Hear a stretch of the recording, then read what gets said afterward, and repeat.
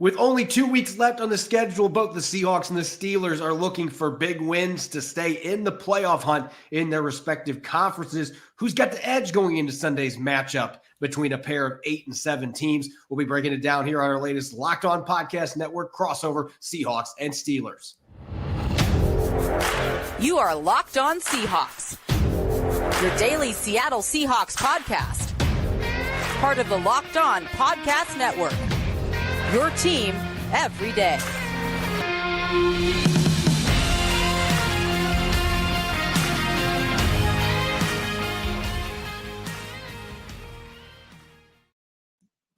Greetings, 12s and Steelers fans. This is Corbin Smith, host of the Locked On Seahawks podcast. Glad to be joined by Christopher Carter of Locked On Steelers. It's Week 17, crossover Thursday. We've got a playoff-oriented rematch coming up on Week 17 Sunday docket. These two teams surprisingly have played each other a lot in recent years, the Seahawks and the Steelers, beckoning back to that Super Bowl 40 matchup. There's a little bit of a rivalry here, even though they're not in the same conference. They'll be duking it out at Lumen Field.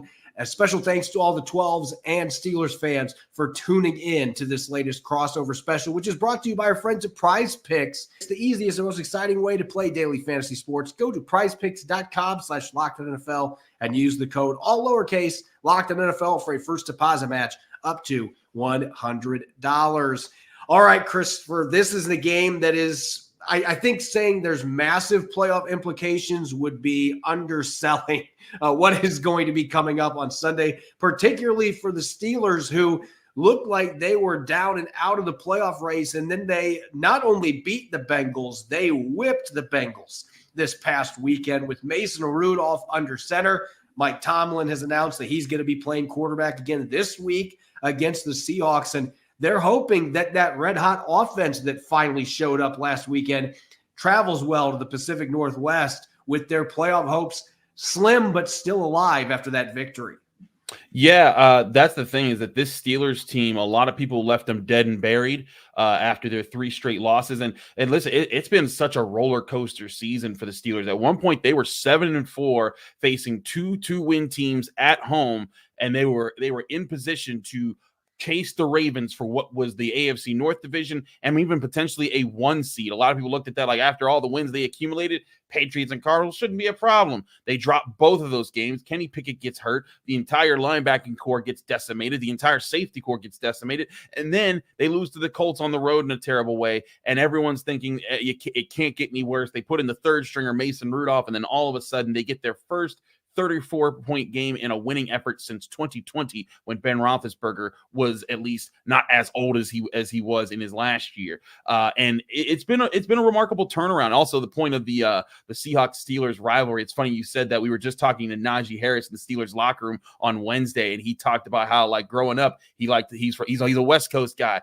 so he loved the Niners and he loved the Seahawks. And Sean Alexander was like a mentor for him. And he says, I remember they were in the Super Bowl once, and he was like, did they play the Steelers in that one? And it was just a funny collection of just a moment. And everyone's like, yeah, you didn't know? He was like, oh, wow, that's crazy. But certainly the history is certainly there right now. And this is, for all, it's not officially a playoff game, but it's a playoff game. These are 2 teams that are duking it out, that are in must-win situations. You look at the NFC right now, the Seahawks holding on to that 7 seed at 8-7, but the Vikings and the Falcons and the Packers and the Saints all at 7-8 right behind them. They need to be able to win to keep pace. Meanwhile, the Steelers, they have to win out. If they, in all realities, they can still have, some crazy formulas to get in if they lose, if they go 1-1 in their last 2 games, but their best chances are they win out. And then all it would take is a combination of 4 different teams. If 2 of 4 different teams just lose 1 game between the Bills, the Colts,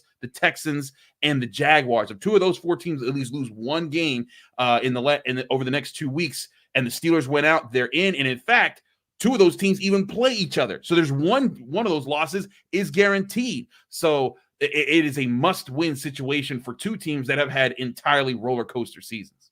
Yeah, they don't have completely identical situations because the Seahawks are going to benefit going into this week from the fact that the Vikings have lost their last 2 games now.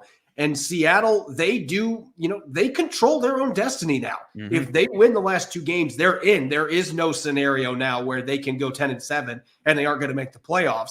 And they have better odds to lose one of the next 2 games and get in. But if you're the Seahawks, you're looking at this, hey, we don't want to lose a game. You're looking at this as a situation where you're wanting to get both these victories. And for the Steelers' perspective, they don't control their own destiny. As you mentioned, there are some other ingredients there that need to happen for them to get into the postseason. Even if they win the next 2 games, they're not fully guaranteed to get in. Obviously, that would bolster their chances, but that is really the key storyline for both these teams. It is playoff fever. And from Seattle's perspective, they had one of the most brutal schedules you can have in the middle of the season. They played the 49ers twice. They played the Eagles and they played the Cowboys in a 4-week span. Those 2 49ers games sandwiched around the Cowboys, which that game was on the road.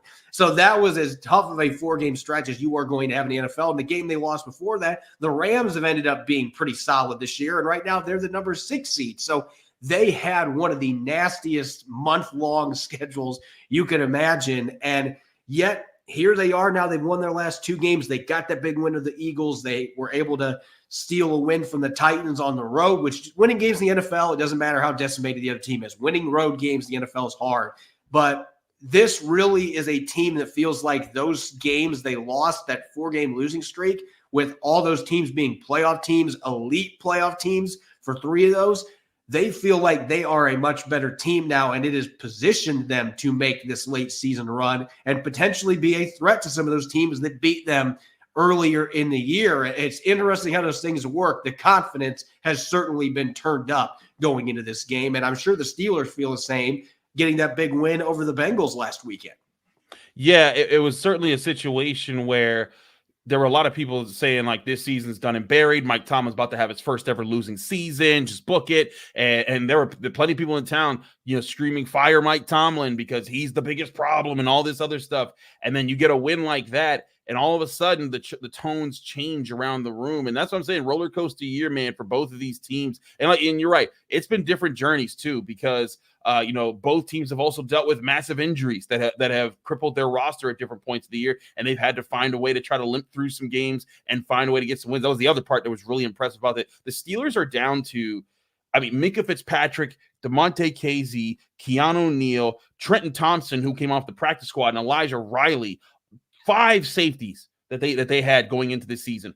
All were unavailable basically in the last game. Elijah Riley played like 3 snaps, and they had Patrick Peterson rotate to safety, and they had Eric Rowe get off the couch and join the team and learn how to play safety for the team. And that secondary intercepted Jake Browning 3 times. Jake Browning, who was leading a Bengals offense to average over 30 points a game over his last 3 contests. And also a linebacker group that's down to Miles Jack coming off the couch after retiring at the end of last season, as they're down their top 3 guys who all they signed this year to be a rotation for them. So they're finding ways to string things together just like the Seahawks are. And I think that's the remarkable part. And that's often what defines playoff teams is, how do you deal with adversity? How do you face it when your players are going down and you need to find answers and get guys to step up? And I think that's a huge story for both of these teams going into such a big game.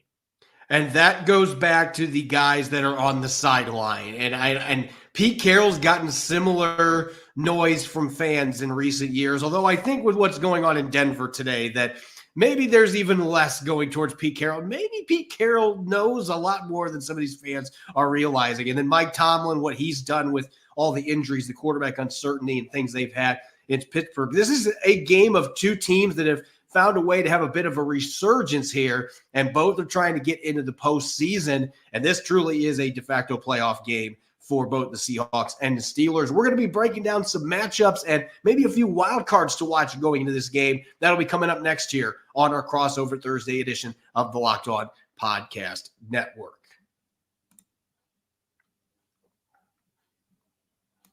This episode is brought your way by Prize Picks. Prize Picks is the largest independently owned daily fantasy sports platform in North America. It's super easy. It's the most exciting way to play daily fantasy sports. You don't have to worry about going against a bunch of other players, pros, sharks. It's just you picking more than or less than on 2 to 6 player stat projections and you can watch the winnings roll in. Prize Picks is really simple to play. I can make my entries in less than 60 seconds. And now the basketball season's here. This is my favorite part, the combo projections, football and basketball from the Specials League. I could have Steph Curry and DK Metcalf with 13.5 3-pointers plus receptions. Prize Picks even offers a reboot policy. No other fantasy single-day platform offers this, so that your entries stay in even if one of your players gets injured. For example, football and basketball games, if you have a player who exits the game in the first half and does not return, that player gets rebooted. Prize Picks is the only fantasy sports platform that has such an injury insurance policy.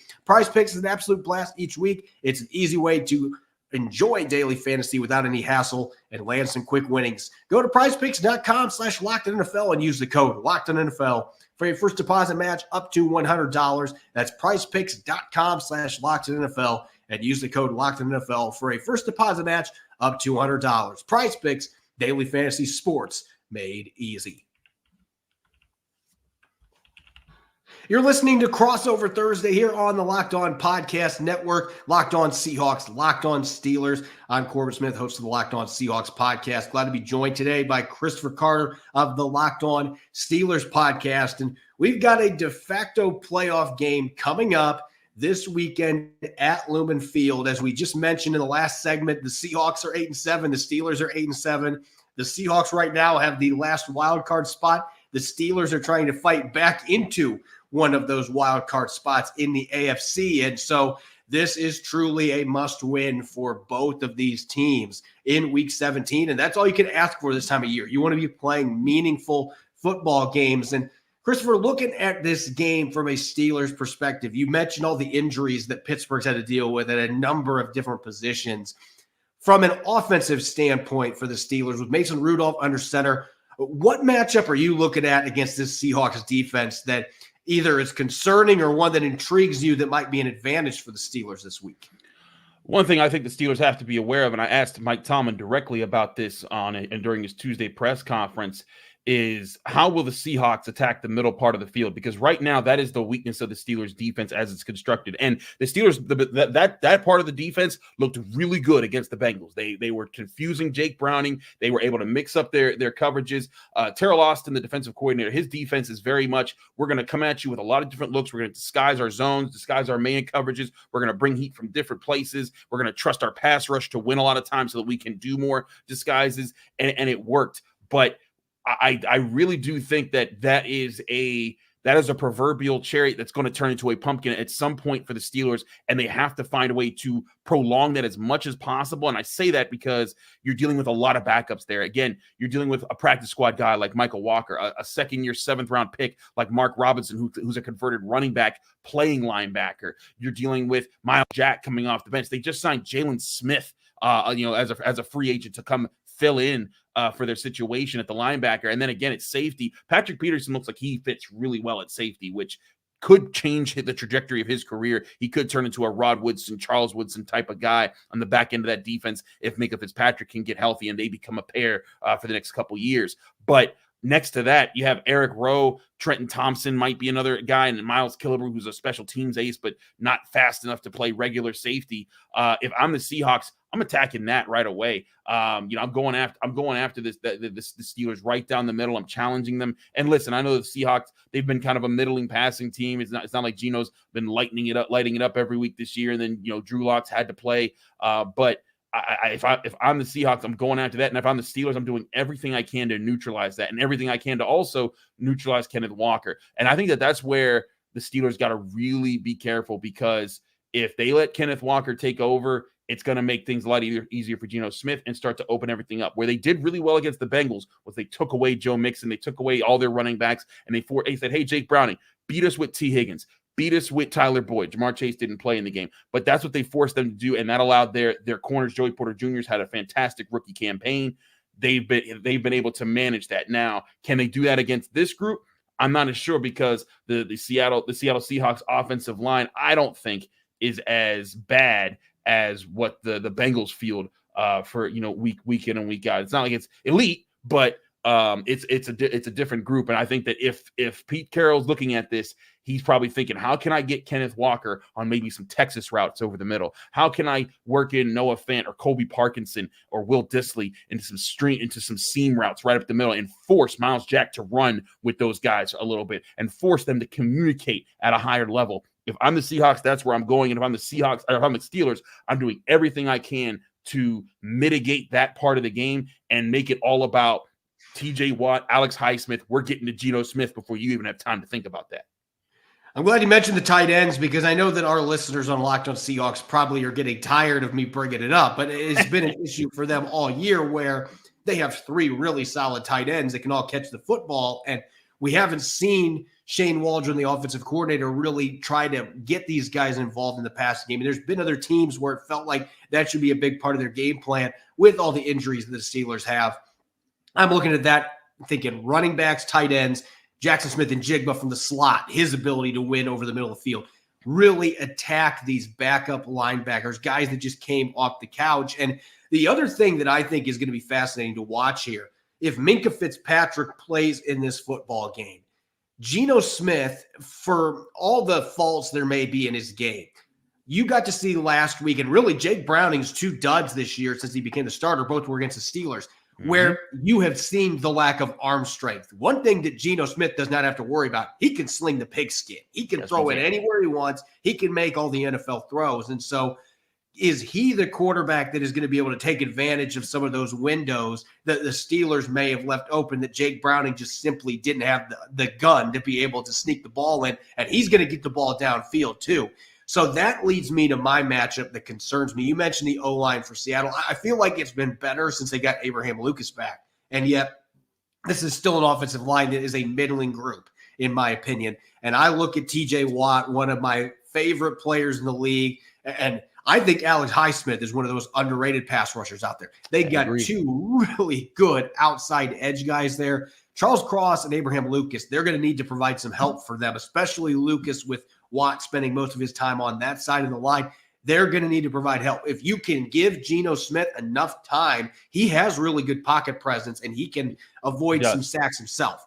But if he is getting bamboozled the entire game by those guys off the edge, if there's interior pressure coming up, it's not going to matter if he can throw the ball downfield and attack this safety group that could be without both of his starters, have third, fourth string guys out there playing at that position.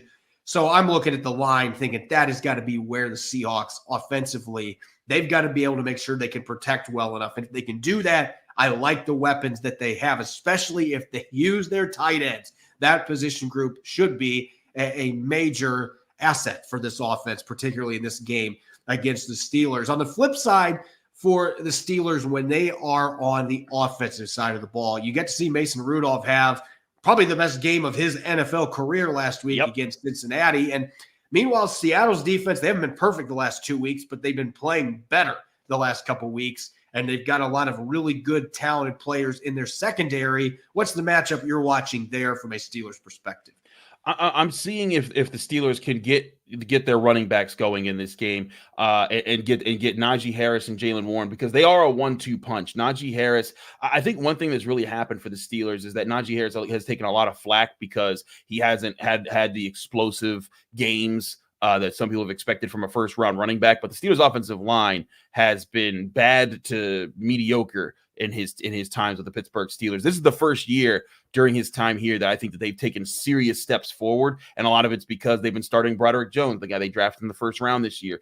James Daniels has really emerged as a consistent presence, and the addition of Isaac Seumalo from the Eagles have really helped boost this offensive line. But this is still an offensive line that's hampered by a center who's not played well this season in Mason Cole, and a left tackle in Dan Moore Jr., who has been a turnstile many times this season. So I look at this offensive line and I say, hey, if you can get after this group, and if you can get guys to the second level, which is what they try to do when this offensive line is at its best, is when Isaac Seumalo is pulling in space. It's when Broderick Jones is getting downfield and getting to a linebacker, and those guys are feeding. That's when you start creating space for Najee Harris and Jaylen Warren, and then you start being able to use play action more. And where Mason Rudolph does give you an advantage if one thing Mason Rudolph has, it is a cannon arm, and he's a guy. He's a backup for a reason. I think that he's had his problems in the past, but if there's one thing that you can trust, he's going to be able to launch that ball. And I'll also say this: he has decent pocket presence right now. He doesn't panic.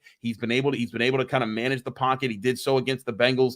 And if you're able to run the ball and make this about a vertical passing attack, that's where the Steelers can get their bread and butter. I talked to Najee Harris Wednesday. He talked about Bobby Wagner and what they're going to have to do to try to neutralize him. Devin Bush might play in this game. He's going to see this as a revenge game opportunity, as the guy that the Steelers picked in the first round way back in, 2019, I want to say. And there's going to be a lot of questions. Can they get that going? But if I'm the Seahawks, you gotta limit Najee Harris and Jaylen Warren. They'll make everything easier, because if they're going, then there's no pressure on Mason Rudolph to carry the team. And then he can hit on a big player to George Pickens or to Deontay Johnson, or even work in Pat Freiermuth, who they used basically as a decoy last week because they knew how much Pat Freiermuth ate up the Bengals about a month ago. They said, all right, we're going to use him as a decoy. You're going to double cover him, and we're going to hit the one-on-ones. And that's what they did. Now, that's a division opponent. That's a team that they're very used to, so they have a better sense of that. Mike Tomlin admitted, hey, it's a different challenge when you go up against a team that you don't see twice a year, every year,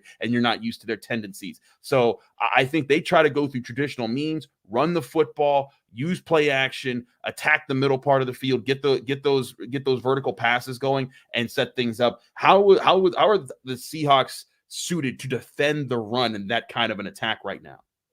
It's been a very inconsistent season defending the run. And really the game-changing injury for them was when Uchenna Nwosu went down in week 6, I believe, with a pectoral injury.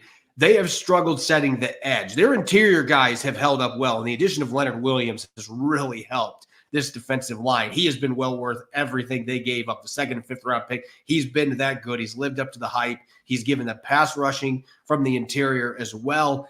The X factor here in this is anybody not named Boye Mafe at the edge position, because Mafe has generally been a decent run defender. There has been a few slip-ups as of late, but he generally has done a good job setting the edge. But without Nwosu, they've had to play Darrell Taylor more. He has always been a subpar run defender. And rookie Derek Hall, there's been flashes, but he's been inconsistent defending the run. They've had to play Draymond Jones out wide. He's done okay against the run there, but I know they'd prefer to have him playing inside, where his size and speed can really be a problem for guards getting after the quarterback as an interior pass rusher. So that's really the wild card here. Are they going to be able to get any of those other guys at the end positions to do their job? Because that's what the Titans did to them last week. They got most of their yards running off tackle. When they tried to run inside, other than a couple exceptions, the Seahawks were able to stuff them, particularly in the second half. If they can do that to the Steelers and they can set it up where their edge rushers can pin their ears back and get after Mason Rudolph, this is still a quarterback that has a history of getting razzled if there's pressure on him. One game is an exception last week, but get after him, force him into mistakes. And this is a secondary for the Seahawks that, quite frankly, has a lot more overall talent than what the Cincinnati Bengals have right now. So they're hoping they're having Devin Witherspoon back in this game, force the QB into some rush decisions and create some turnovers. But if they can't get their run defense going, Pittsburgh is a team that can travel well with that run game and make this a very interesting contest. We're going to get to our keys to victory and predictions. That'll be coming up next here on our Crossover Thursday edition of Locked On Seahawks and Locked On Steelers. This episode is brought your way by LinkedIn Jobs. When you're hiring for your small business, you want to have as many top-tier candidates as possible to interview. That's why you have to check out LinkedIn Jobs. LinkedIn Jobs has the tools to help find the right professionals for your team faster and for free. When I was managing a site for SI, LinkedIn Jobs was my go-to to post writing positions to land top candidates. They made the process easy and seamless. LinkedIn isn't just another job board. LinkedIn has a vast network of more than 1 billion professionals, and that makes it the best place to hire. Hiring is easy when you can have that many quality candidates. So easy, in fact, 86% of small businesses get a qualified candidate within 24 hours. LinkedIn knows that small businesses are wearing so many hats and might not have the time or resources to hire. Thankfully, with LinkedIn, the process is intuitive. It's quick. It's easy. LinkedIn Jobs helps you find the qualified candidates you want to talk to faster. Post your job for free at linkedin.com/LockedOnNFL. That's linkedin.com/LockedOnNFL to post your job for free. Terms and conditions apply. You're listening to Crossover Thursday, Locked On Seahawks, Locked On Steelers. I'm Corbin Smith of the Locked On Seahawks podcast. Glad to be joined for today's special episode by Christopher Carter of Locked On Steelers. We've got a massive matchup on Sunday afternoon coming to Lumen Field. 2 8-7 teams battling for their playoff lives. The Seahawks in the 7 seed in the NFC. The Steelers trying to get into one of those wild card spots in the AFC, coming off a big win over the Bengals. Going into this game, Christopher, both these teams have momentum, with the Steelers beating the Bengals, and not just beating them bad last weekend. Mason Rudolph with arguably the best performance of his NFL career. The Seahawks, meanwhile, they beat the Eagles on Monday Night Football. They get their mojo back. They beat the Titans last week, withstood Derrick Henry's greatness that he brings to the equation. They've won 2 straight. Both these teams are feeling good about themselves. At the same time, they both have very little margin for error. In the case of the Steelers, it's almost zero margin for error. So this is a desperation game for Pittsburgh. What do the Steelers need to do to go into Seattle and win at a venue that hasn't been quite as one-sided in terms of wins and losses for the Seahawks, but they have been a lot better there this season. It's still one of the toughest places in football to win. I mean, it's still loud, right? I mean, Najee Harris was talking about that with us. Is like that place. He's like that place creates earthquakes. When Seahawks fans are into it, they're gonna be there. And listen, when you're in a playoff race, fans feel it. They flock to it. Heck, with all the talk about how bad the Steelers situation was this year, and there's so many doom and gloom comments. The Steelers packed Acrisure Stadium last Saturday when they were 7-7 against the Bengals team with Mason Rudolph starting at quarterback. So I have full expectations for that to be the 12s to be out in force for the Seahawks there. But for what the Steelers have to do, it's kind of been what we've talked about. They have to play their style of football in running the ball, using play action, and keeping Mason Rudolph comfortable in the pocket so he can look down the field. And one thing that I think that Mason Rudolph did very well was his ability to process the field, to take what's there. That's all this Steelers team has really needed all year. This team, the way this roster was built, it did not need an elite quarterback to be a serious contender in the NFL. As long as you got competent quarterback play, taking the right reads at the right times, giving your playmakers just opportunities to win, and managing games. This team would be an 11-win team right now if it consistently had that throughout this year. But unfortunately for them, they haven't. Kenny Pickett has had some rough days. Then they went to Mitchell Trubisky when he was hurt, and Mitch Trubisky was not that at all. Mason Rudolph in his one start has been exactly that. And I think that's why he's going to be the starter for this game. Mike Tomlin has said the door is still ajar for Kenny Pickett to earn that spot. But I think it was last Thursday when he announced that Kenny Pickett would not be playing. So I anticipate either Thursday or Friday being that day for the Steelers when they come out and make at least an announcement today. We did talk with Kenny Pickett on Wednesday, and he said, hey, basically he feels like he can go, but it's about the doctors telling him whether he can go. And I've covered Kenny Pickett since college. That dude, if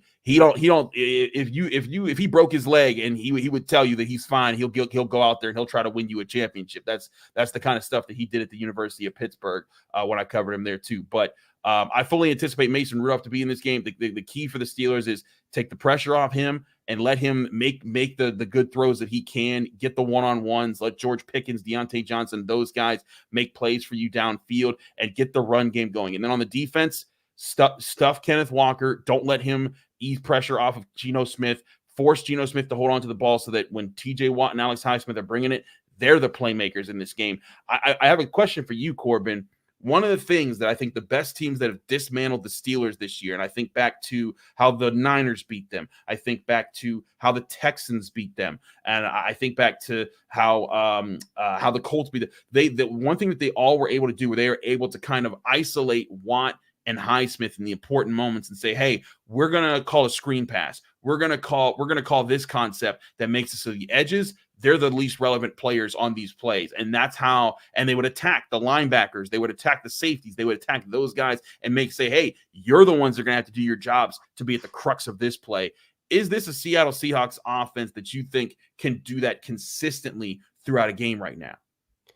This is going to be really weird for me to say, because every year I covered the Seahawks, and even the 10 years before then, they couldn't run a screen to save their lives, but they've actually been consistently effective, at least running wide receiver bubble screens. They've gotten a couple running back screens that have busted, but they've been pretty solid with the receiver screens, and they can attack the middle of the field. It's just about the willingness to do so. And if they actually take advantage, they have the people to. They've got 3 really good tight ends. Jack Smith and Jigba's excellent in the middle of the field. Their running backs are capable. So the personnel is there for them to do it. The question is, are they going to be able to scheme it up? Are they going to be able to have their coordinator initiate a game plan that's going to take advantage of that? From a Seahawks perspective in this game, it is all about trying to neutralize TJ Watt and Alex Highsmith. Can you find a way to protect Geno Smith just good enough that he is able to get the ball downfield to him? Because this Steelers defense, as solid as it is, they are in the top 10 in the league in passing yards allowed. They have given up a lot of passing yards this year,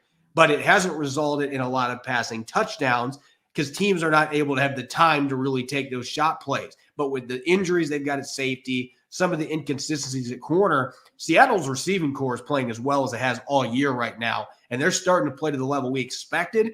They've got weapons galore on the outside. Geno Smith's coming off his 4th game-winning drive of the season. He has been money late in games.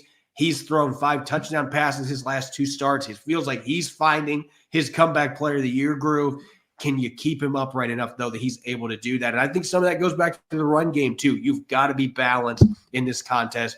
You can't go in and think, we're going to run the ball only 30% of the time and we're going to average 2.5 yards per carry. They need to be more efficient, and they need to be able to run the ball enough that the Steelers have to respect it in this football game. And then defensively, eliminate George Pickens' big playability by getting after Mason Rudolph. I'm looking at Boye Mafe, I'm looking at Darrell Taylor, and I'm looking at Derek Hall. Can the edge guys, and the interior rusher as well, but can the edge guys really collapse that pocket of Mason Rudolph and make him frenzied, make him make some of those bad decisions he's made in his other starts in his NFL career that he's had? Can you force him into mistakes and prevent him from having the time to be able to take those shots downfield to George Pickens against your secondary? I think if the pass rush is able to win up front and they don't let the Steelers really ground them and pound them with a run game, that they can get Mason Rudolph frazzled, even with how last week looked. If they can't accomplish those 2 things,